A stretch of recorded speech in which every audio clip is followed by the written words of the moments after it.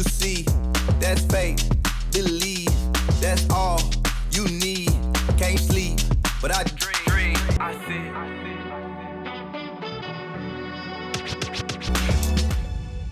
All right, welcome to another episode of How I See It. I am your host, your producer, everybody in between, DaLaun Dillard, and I am joined here by two fellas who I am excited to talk to. Taylor Getwood, you are a graduate student and also on the Board of Regents at TSU. Yes. And Joseph Carter, you are a sophomore at TSU as well. Thank you, both of y'all, for being here and having a conversation with me. Obviously today, we're just talking about politics, which obviously you could have a day's long discussion about politics, especially this past week. When this episode airs, we'll see what develops over the weekend, but when this episode airs, obviously this is the day after President Biden, former President Trump spoke at the RNC and calls are now for President Biden to step out of the race.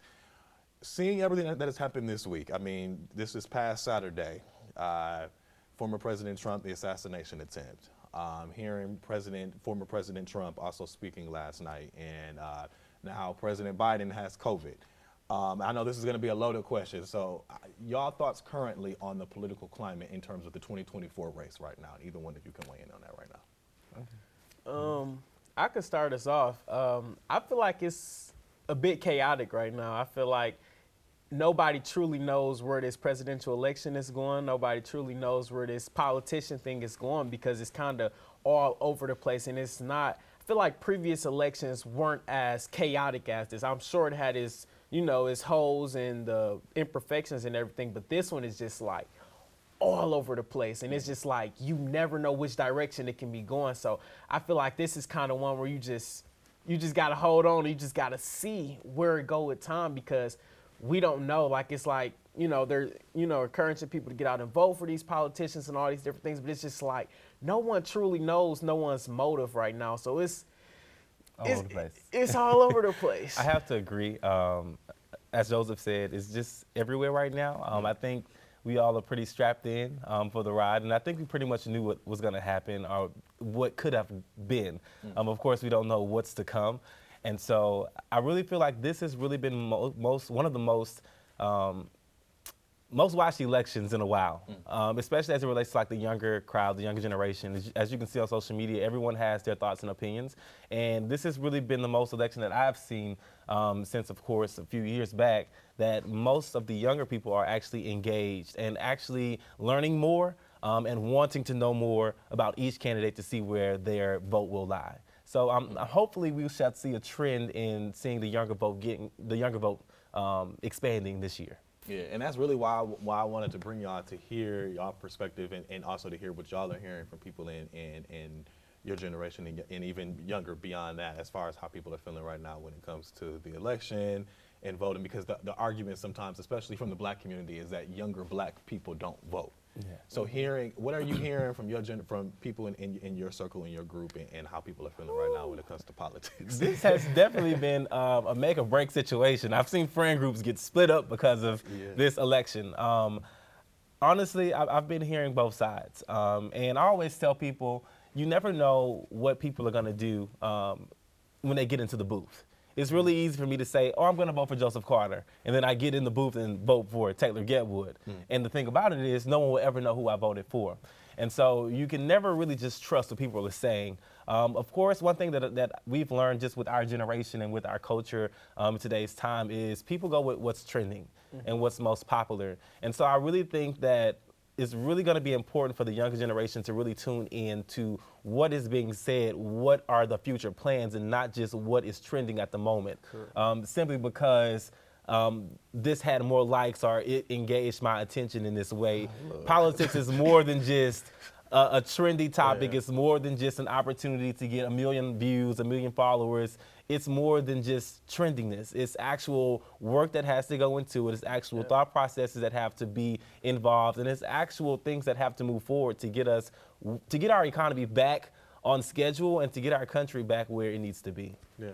And it's kind of funny that you say like the younger generation is going based off the trendy things, and I feel the presidential candidates understands that definitely. Now they understand what's going on. So I feel like a lot of things that the presidents is doing and the people who's on the ballot, they're doing it based off they're trying to see how many people they can attract. So they're using different situations and different tactics and different ways to get more people talking. And when they get you to talking, they can get you to do pretty much anything. Like if you can engage a huge crowd of people, you can make them do almost anything. If you can convince at least 10 people out of those 30 people, eventually those 10 people will 10 more. Yeah, it'll be 10 more, then it'll be 10 more, and now you can convince the whole crowd. So that is what I feel like the presidential candidates are very aware of. And I will say, I always tell people, politics, and especially winning an election, it's all about numbers. Yeah. And I think that both candidates, and even other candidates that we aren't talking about, because a lot of people don't understand, there are a lot of candidates who are running for president currently at the moment. Yes. There are two that, of course, we see in the public media, but there are so many other candidates. Correct. But the key to winning an election is by numbers. And I think that both, I don't want to say competitors, but both candidates, they understand that, okay, in order for me to get over the top, people, the older generation always goes out and vote. And they pretty much know who they want to vote for.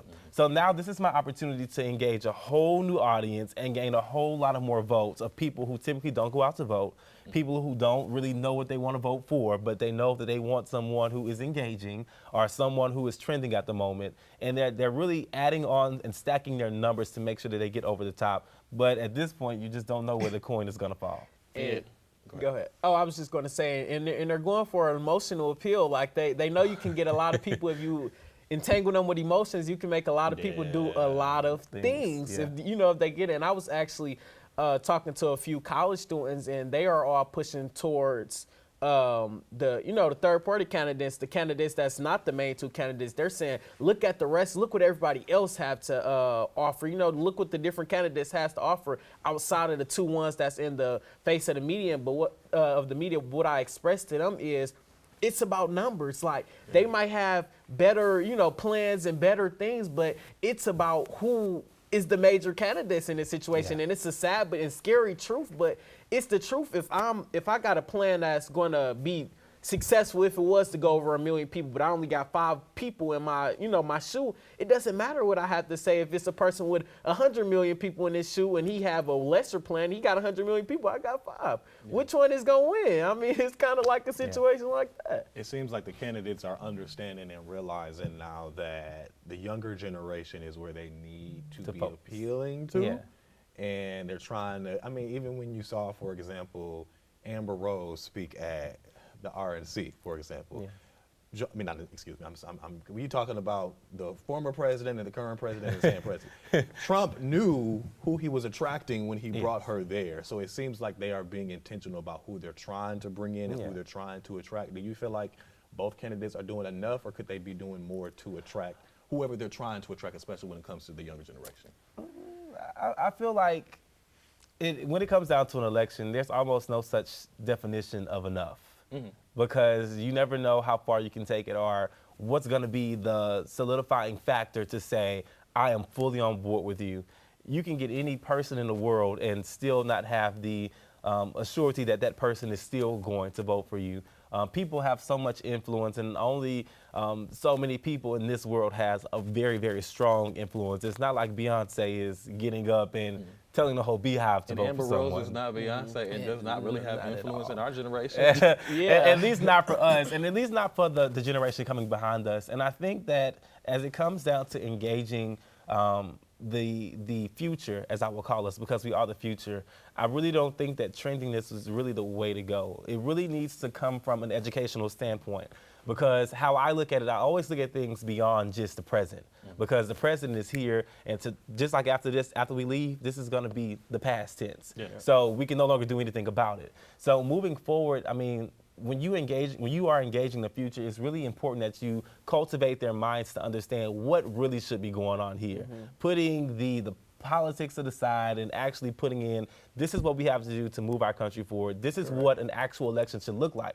Because if we don't, what would that look like 30 years from now when it is our turn to actually start running for president, when we are 35 years old and eligible to run for this office? What will the integrity of this office look like? What will the political life and atmosphere look like? And what will our country representation be if we don't have that true based, factual evidence, knowledge, and education about how this should actually be going and operating right now. And I spoke to an older gentleman, and he brought it to my attention that we are the ones that's going to be affected by the things that's put into place now. Yeah. He pretty much said, I'm up in age now, God forbid, but I don't have that much time left. This is not going to really affect me. This is going to affect you. And he made an example. He said, whoever is placed into whoever is elected as president, they're going to be the ones in control of the Supreme Court and the judges that go in there and the people who's going to make laws to not only protect the president, but to shape our future. Like the laws that they make now in the Supreme Court, that is going to affect us for and it has 30 years. It already has. Yeah, our children, our children's children, it's going to affect those. So it's like for many people to say they're not even going to get out and vote is just a bit absurd because it's just irritating. It's a bit absurd because it's like, why would you not vote? This is going to affect you. This is going to affect everybody that's to come. But people does not have knowledge about voting. And that is why I feel that it's very vital to have internships, to have people come and speak on campus, have people to give these students the knowledge that they need. A lot of these students, first generation college students, they don't know. Most of their parents have never voted a day in their life. They don't know. It's not that they don't want to know. It's not that they don't know, what to do, but they just don't have anybody to lead them. Exactly. And that's a huge issue that's right now that we're facing. Like we just don't know, and we have to give them the knowledge so they do know, so they can get out and vote. And especially in this day and age of social media, where no shade, but you got the shade room, you got neighborhood talk, where it's like people will just read the comments and then take the most popular comment and be like, oh, this person is accurate. And it's like, no, they're actually wrong. Exactly. And y'all in general, just to have that be your form of consumption when you have so many, you don't have to watch Fox 26, it's cool if you do, but just to learn about politics and know what's going on and you just getting it from Instagram. And that's not enough. And as you know, because just working in this sector, in this industry, there's this thing called credible sources. And I think that credibility has now changed due to the involvement of social media in this political realm.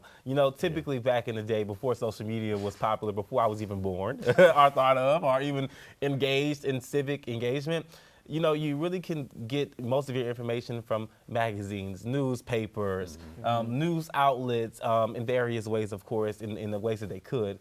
And those are more credible sources. Now, I can have 1 million followers on TikTok. I can go take a splice from each candidate's speech, and I can add whatever I want to add to it and make it seem like something it's not. And then we can even go a step further and talk about AI. Now I can take your face and put whatever words I want to put behind you, and people will believe whatever they see. And that's why I always tell people, you have to be really cognizant about where you get your information from. And people nowadays, we just don't do the research to follow up behind and read on the materials ourselves. We take, like you said, we take the most popular comment or the thing that makes sense to us, and we want to force people to believe that, yes, this is true. This is the way it is. Yeah, like there was yesterday at the RNC, the mayor of East Palestine, Ohio, he was there. That's where it was a major train derailment there last year. People were displaced, all of that in Ohio. And he spoke, the mayor of the city spoke, and I was reading some of the replies to a tweet where they were talking about he was there, and everybody was saying, well, Trump actually came to the funerals of the people who died in the train derailment. Nobody died in the train derailment. So what are you, he didn't come to a funeral because nobody actually died. There was no funeral to be had. So it's like, and people were agreeing with the person like, yeah, Trump was there. And it's like, no, there wasn't a funeral. So to see different things where it's like, these are blatantly false things y'all are saying on social media and people are believing it and then it's actually weighing in on what you vote for, it's like, it's just disheartening sometimes. And I'm seeing it more from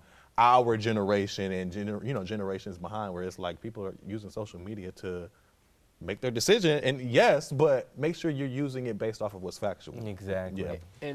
And the presidential candidates now, they look at Trump, they say Trump gave us a lot of money, and they say Biden, he is not mentally stable to be inside of president office, and that's all that the younger generation. This is just hearing from being on campus and just talking to students my age and people my age. That's the only benefactor that everybody is looking at. They just said Trump gave us a lot of money during COVID. We had a lot of money, he was da-da-da-da. And they say Biden, facts of that. and they say Biden made everything expensive. And And they say that Biden is not even capable of, running for office again. This is what they're just saying. And I just listen. I say, look at both, whoever is your political choice and whoever you decide, the Democrat or Republican or wherever you decide to go, look into the parties and the things that they're planning to bring for the next 4 years. Don't look at what social media is broadcasting, because social media, it makes your mind think a certain way, so you have to look at things more in depth. You have so much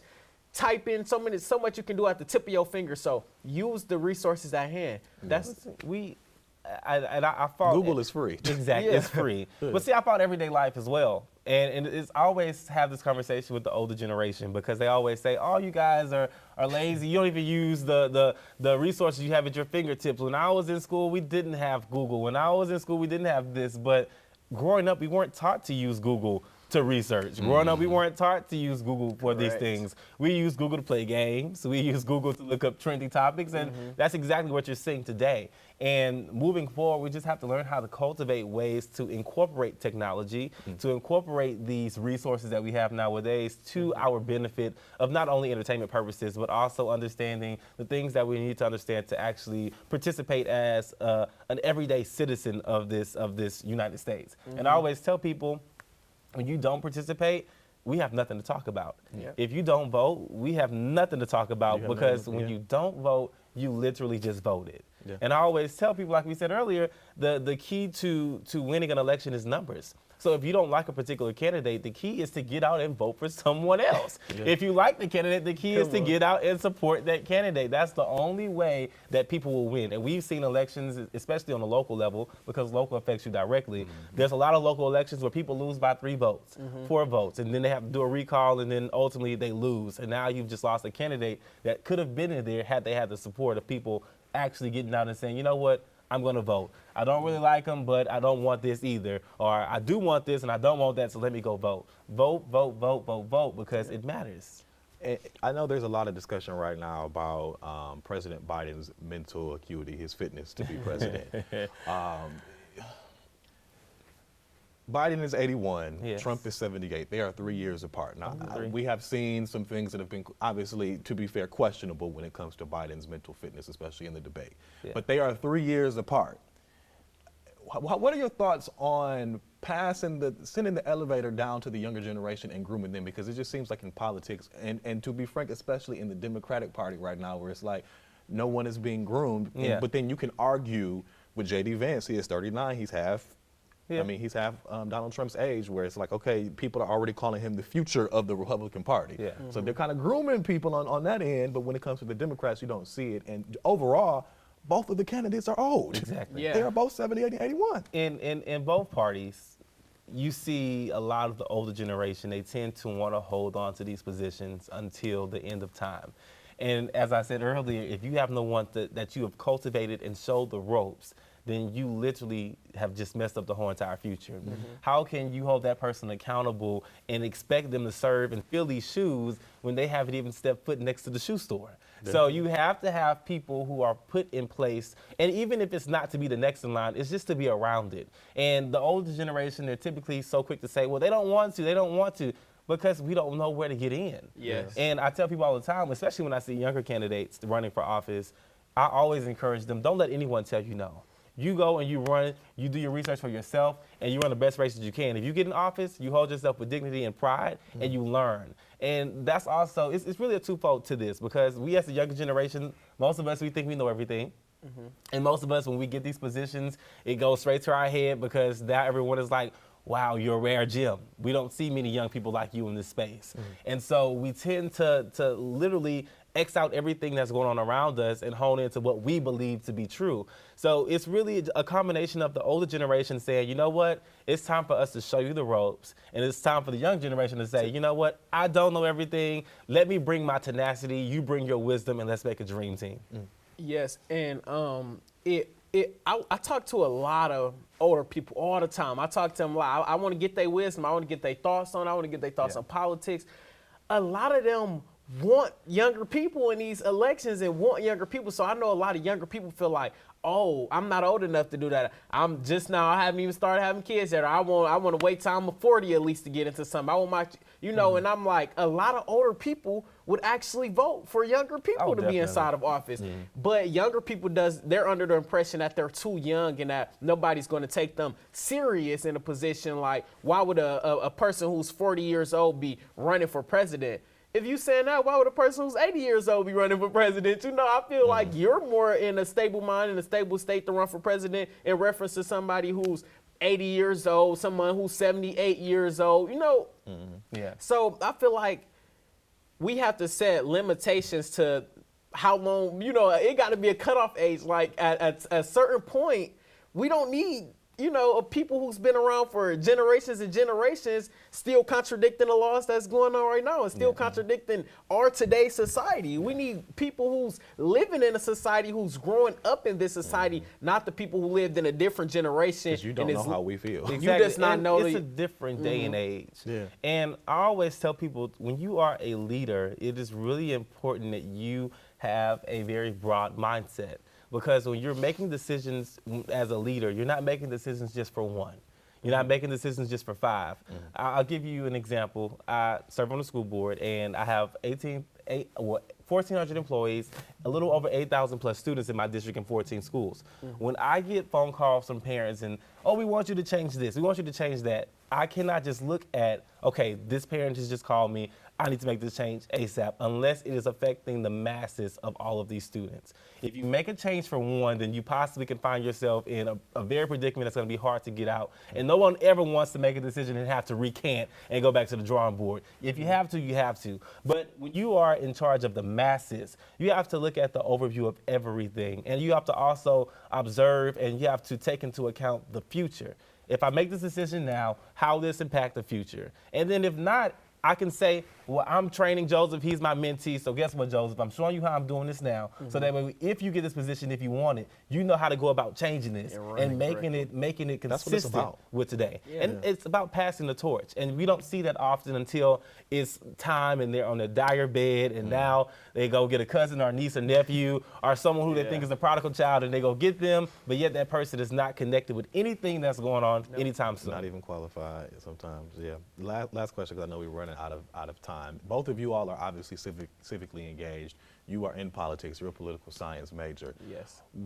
The importance of having your peers involved in politics, especially in the space that we're in right now, and why did you all get involved with politics and have an interest in it? You can go first. Okay, so I'm originally from Detroit, Michigan, and I grew up in Detroit public schools, and Detroit public schools, they didn't really teach me anything about politicians and being involved in politics. So when I moved over to Atlanta, I seen how more people was involved in politics. They were actually going out and voting. They were actually going out and doing different things. So I said, my voice may have not been heard here, but I got another opportunity to make my voice heard. And then I seen the power in, I seen the power in, going out and voting, or just going out and just getting into the minds of these people who's running for these offices and different things like that. Like I went down to the Georgia House of Reps, and I went down there and I sat in, and I was like, who are these people? They was like, oh, we're cousins. Like, this is my cousin who came onto there. I invited him to be in a PAGE program. I invited him to, do these different programs, and I showed the power of having someone who's already in that, position and already trying to bring the younger generation up. It just showed that your voice matters. Like, if it's more of you who get out and vote, more things would be able and subjected to change. And that's what I learned. And then when I came over to Houston, I'm like, oh, it's a lot. I got a few internships with civic engagement and different things like that. And I'm like, wow, it is truly a lot you can do at a young age. You don't have to be old to do these things. And that's what I want to bring to the students. Just tell them you don't have to be old to be involved. You can be whatever age you want to and investigate these politicians and see exactly what's their goals. And I just seen that, and I seen the power in voting. That's why I'm going out and voting. That's why I'm a vote, because I know it's power in it. That's exactly what you just said in your last statement was exactly why I got involved. I saw the power of voting.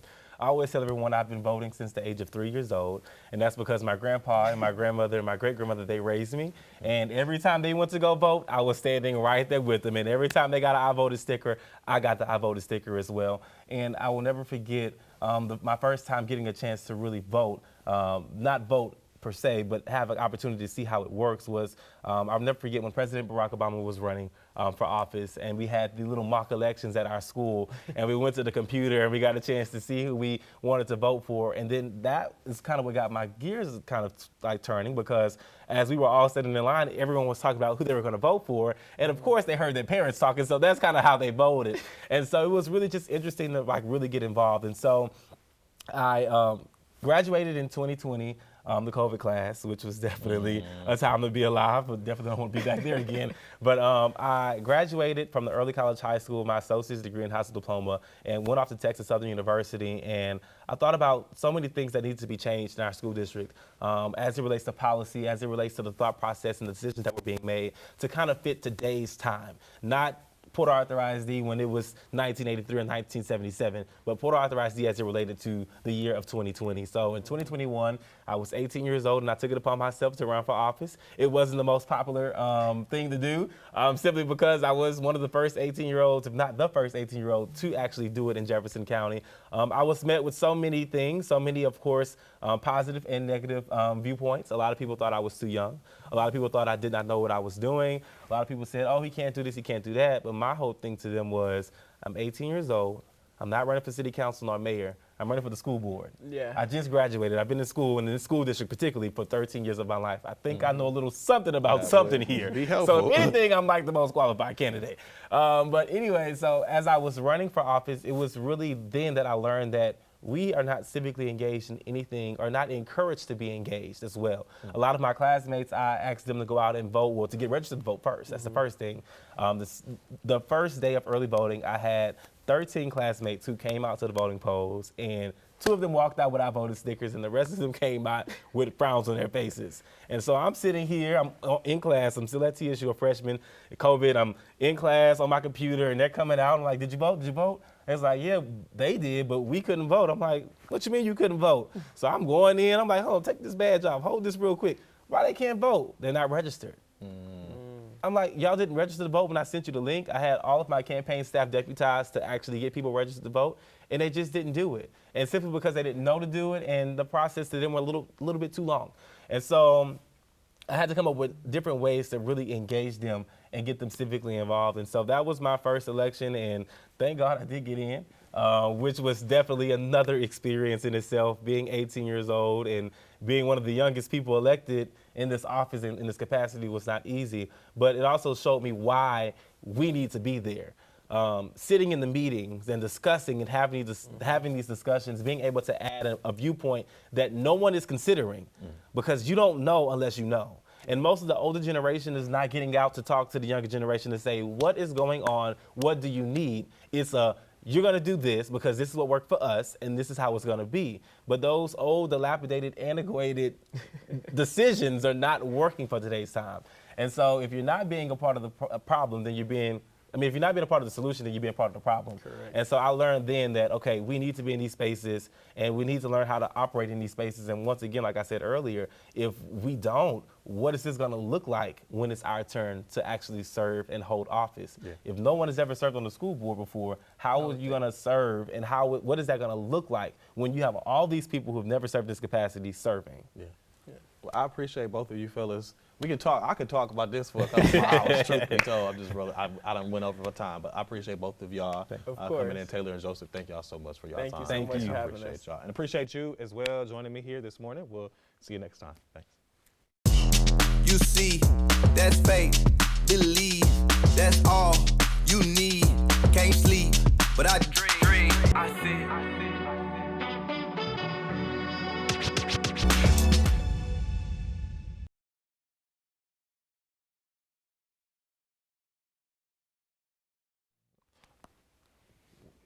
Yeah, how long was that? Oh, bet. Okay, cool. Appreciate you. Thank y'all